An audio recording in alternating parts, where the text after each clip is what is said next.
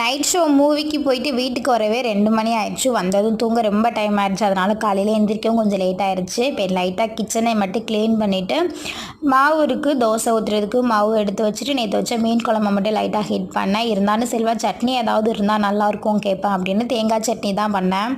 இன்றைக்கி தோசை வருமா வராதான்னு ஒரே யோசனையாக இருந்தது. ஏன்னா நேற்று மீன் பொரிச்சிட்டு அப்படியே வச்சுட்டேன். பட் ட்ரை பண்ணி பார்த்தேன், பரவாயில்ல, தோசை நல்லா மொறு மொறுன்னு சூப்பராக வந்திருந்தது. அப்படியே செல்வாவும் எழுப்பி சாப்பிட்டாச்சு. மீன் குழம்பு தான். நேற்று வச்ச மீன் குழம்பு இன்னைக்கு தோசைக்கு செம்ம டேஸ்ட்டாக இருந்தது. நல்லா சாப்பிட்டாச்சு.